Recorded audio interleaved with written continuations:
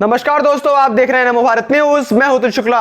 दोस्तों, भारतीय सेना की शक्ति आज दिन प्रतिदिन बढ़ती जा रही है। जिस सेना के पिछली सरकारों ने हाथ बांध कर रखे थे, लेकिन मौजूदा मोदी सरकार में सेना को खुली छूट देने के साथ घातक और आधुनिक हथियार, बुलेट प्रूफ जैकेट और आर्थिक मदद भी दी जा रही है। वहीं पिछली कांग्रेसी सरकार में सेना को ढंग की वर्दी तक नसीब नहीं थी।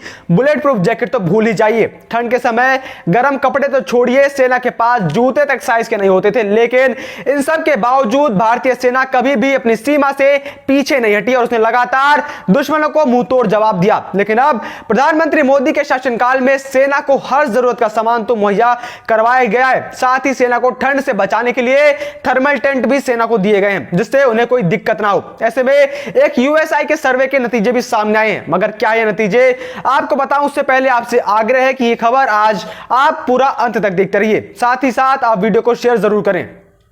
दोस्तों, भारतीय सैनिकों की जान दुश्मन के साथ साथ तनाव भी ले रहा है। लेकिन सबसे ज्यादा फिक्रमंद करने वाली बात यह है कि तनाव ज्यादातर सीनियर अफसरों के व्यवहार की वजह से पैदा हो रहा है। जवानों और जेसीओ में तनाव की सबसे बड़ी वजह सही समय पर छुट्टी न मिलना है। वहीं युवा अफसरों में तनाव की सबसे बड़ी वजह नाकाबिल सीनियर ऑफिसर और अनावश्यक काम का बोझ है। दिए गए काम को असंभव रूप से कम समय में करने का दबाव भी युवा अफसरों को सबसे ज्यादा तनाव दे रहा है। अब जरा सोचिए कि क्या कोई सरकार कभी ऐसे किसी सर्वे को इजाजत दे सकती है जिससे उस पर ही प्रश्न खड़े किए जा सके? नहीं, क्योंकि सबको अपने पॉलिटिकल पार्टी के छवि को बचाना होता है। लेकिन इसके बावजूद अपने पार्टी की छवि की चिंता न करते हुए मोदी सरकार ने यह इजाजत दी। वो भी इसलिए ताकि भारतीय सेना, जो दुनिया की तीसरी सबसे बड़ी सेना है, उसे दुनिया की सबसे शक्तिशाली सेना बनाई जा सके। हथियार और रक्षा सामग्री तो सैनिकों को पहले ही दी जा चुकी थी, मगर सैनिकों को अंदर से मजबूत बनाने के लिए यह मुहिम छेड़ दी गई। दरअसल रक्षा मंत्रालय के सबसे बड़े think tank the United service institution of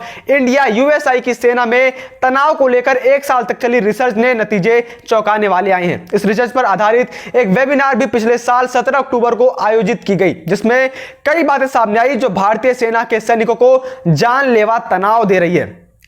खास तौर पर युवा अफसरों में सेना की नौकरी में बहुत सी ऐसी बातें हैं जो बहुत ज्यादा तनाव दे रही हैं। इस रिसर्च में कहा गया है कि जवानों और जेसीओ में अभी भी सेना की नौकरी को लेकर गर्व करने वाली बात बाकी है, लेकिन अफसरों के मामलों में ऐसा नहीं है। युवा अफसरों को अपने सीनियर्स के ढुलमुल फैसले लेने और अयोग्य अफसरों के नीचे काम करने, गैर जरूरी और बेकार कामों में लगाए जाने और कामों को नामुमकिन समय में पूरा करने के हुक्म से सबसे ज्यादा तनाव हो रहा है। रिसर्च में सीनियर अफसरों के व्यवहार की लंबी सूची है जो युवा अफसरों को सेना की नौकरी से दूर धकेल रही हैं। इसमें सीनियर अफसरों द्वारा पक्षपात और भ्रष्टाचार, गलतफहमी पैदा करने वाले हुक्म, वीआईपी विजिट में पूरा समय खर्च हो जाने पर अपने लिए समय न बचना, सीनियर अफसरों का रूखा और जी हुजूरी पसंद व्यवहार, प्रमोशन में भेदभाव है। लेकिन सबसे ताज्जुब में डालने वाला कारण है आर्मी वाइफ्स वेलफेयर एसोसिएशन या AWWA के कार्यक्रम। लेडीज मीट और सेना में अफसरों के बीच होने वाले दूसरे सोशल फंक्शन AWWA का गठन सैनिकों की पत्नियों के कल्याण के लिए हुआ था और इसमें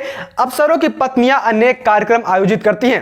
वहीं जवानों और जूनियर कमीशन अफसरों यानी जेसीओ के बीच तनाव की सबसे बड़ी वजह समय पर छुट्टी न मिलना है। बहुत ज्यादा काम, आराम के लिए समय न मिलना और घरेलू परेशानियां तनाव की दूसरी बड़ी वजह हैं। सीनियर अफसरों के साथ बातचीत कम हो पाना, उनकी समस्याओं को रूखा रवैया और सीनियर्स द्वारा परेशान किए जाना इन्हें तनाव दे रही है। हाजिरी देते समय या दूसरे मौके पर बेवजह लंबे समय तक खड़े रहना, AWWA के कार्यक्रमों, लेडीज मीटिंग और पार्टियों में लंबी ड्यूटी भी जवानों और जेसीओ को तनाव दे रही है। जवानों के पास मनोरंजन की सुविधाओं की कमी, परिवार से लंबी दूरी, स्वास्थ्य की समस्याएं, फील्ड एरिया में रहने की पर्याप्त जगह न होना, सीनियर्स द्वारा दुर्व्यवहार करना तनाव को पैदा कर रही है। भारतीय सेना के आधे से ज्यादा सैनिकों के तनाव में होने के दावे को खारिज करते हुए सेना प्रमुख जनरल मनोज मुकुंद नरवणे ने हंसी मजाक में कहा कि मैं भी तनाव में हूं। तनाव बुरी चीज नहीं है। सेना प्रमुख नरवणे ने कहा कि सैनिकों के तनाव में होने की रिपोर्ट महज 400 सैनिकों के नमूने पर आधारित है। उन्होंने कहा कि सैनिकों में तनाव को कम करने के लिए तमाम कदम उठाए जा रहे हैं और सैनिकों के आत्महत्या की घटनाएं भी कम हुई हैं। उन्होंने कहा सिर्फ 400 नमूने के आधार पर हम यह नहीं कह सकते हैं कि तनाव है या नहीं है। तनाव हो सकता है, मैं भी तनाव में हूं। तनाव बुरी चीज नहीं है, इसका काम पर अच्छा प्रभाव भी हो सकता है। जनरल नरवणे ने कहा, मैंने भी रिपोर्ट पढ़ी है। मैं बताना चाहूंगा कि महज 400 लोगों पर सर्वे किया गया था। मुझे लगता है कि नमूने का आकार उचित नहीं था। अगर आप 99% सही और सिर्फ 1% संभावनाएं वाला परिणाम चाहते हैं तो ऐसे अध्ययन के लिए नमूने का आकार 19,000 होना चाहिए था। अगर आप 95% सही परिणाम चाहते हैं तो सैंपल का आकार घटाकर 7,000 से 8,000 हो जाएगा। सेना प्रमुख ने बताया कि सैनिकों में तनाव की समस्या को दूर करने के लिए परामर्श समेत अन्य कई कदम उठाए गए हैं। तनाव के संभावित कारण गिनाते हुए जनरल नरवणे ने कहा, हम उन कारकों पर ध्यान दे रहे हैं जिनसे तनाव हो सकता है। उदाहरण के लिए किसी को संतान नहीं है, किसी का विवाह नहीं हो रहा है, किसी का बच्चा 12वीं में है, उसके परीक्षा परिणाम का तनाव है। तनाव इस बात का भी है कि बच्चे का परिणाम आएगा फिर या नहीं, उसको दाखिला मिलेगा या नहीं। सेना प्रमुख ने कहा, हमने इन सभी कारकों का विश्लेषण किया है। इन सभी को ध्यान में रखते हुए हम कंपनी कंपाउंडर और कमांडिंग स्तर के अधिकारियों के संपर्क में हैं। वही अब आप सोच रहे होंगे कि आखिर इस सब के बीच सरकार क्या कर रही है। तो आपको बता दूं कि भारतीय सरकार भी युद्ध स्तर से काम कर रही है और वैज्ञानिक नजरिए से इसका समाधान निकाला जा रहा है। वहीं आपको बताऊं कि सेना के तनाव को कम करने के लिए भारत सरकार भी किसी भी तरीके से पीछे नहीं है। एक सैनिक को ज्यादातर पारिवारिक तनाव नुकसान पहुंचाती है। इसके लिए सरकार और सेना ने सैटेलाइट फोन की सुविधा सैनिकों को उपलब्ध करवाई है, जिसका दर काफी कम होता है और विशेष अवसरों पर इसे मुफ्त कर दिया जाता है। यह उन सैनिकों के लिए है जो ऐसी जगह पोस्टेड हैं जहां मोबाइल नेटवर्क काम नहीं करता। अब जब घर वालों से बातचीत होती रहेगी तो जाहिर है कि तनाव का पैमाना घटेगा ही। सैनिकों के तनाव को कम करने में प्रधानमंत्री नरेंद्र मोदी भी पीछे नहीं है। समय समय पर वे सैनिकों से मिलने पहुंच जाते हैं और रात भी गुजारते हैं, जिससे सैनिकों का मनोबल भी बढ़ता है और उनका तनाव भी कम होता है। साथ ही सेना की ओर से जवानों और अफसरों को तनाव मुक्त बनाने के लिए विशेष प्रयास भी किए जा रहे हैं। सेना की विभिन्न छावनियों में इसके लिए मेंटल बैलेंस वीक आयोजित किए जा रहे हैं, जिसमें मनोवैज्ञानिकों, आउट ऑफ लिविंग, ध्यान विशेषज्ञों व योग शिक्षकों की मदद से जवानों और अफसरों को तनाव मुक्त किया जा सके। इसके अलावा ऐसे जवान जो बढ़ते तनाव के शराब के आदी हो जाते हैं, उनकी काउंसलिंग के लिए भी सेना विशेष तौर पर इंतजाम करवा रही है। ये विशेषज्ञ इन जवानों और अफसरों को घरेलने वाले तनाव की वजह को पकड़ेंगे और उन्हें इस अवसाद से बाहर निकालेंगे। इसके लिए सैन्य जवानों, अफसरों और जरूरत पड़ने पर उनके परिजनों को भी विशेष काउंसलिंग में शामिल किया जाएगा। यह काउंसलिंग पूरी तरीके से मेंटल हेल्थ, स्ट्रेस मैनेजमेंट और साइकोसोमेटिक इलनेस, मनोशारीरिक रोगों पर केंद्रित रहेगी। साथ ही सेना को सभी धार्मिक पर्व मनाने की भी पूरी छूट है। इसके साथ ही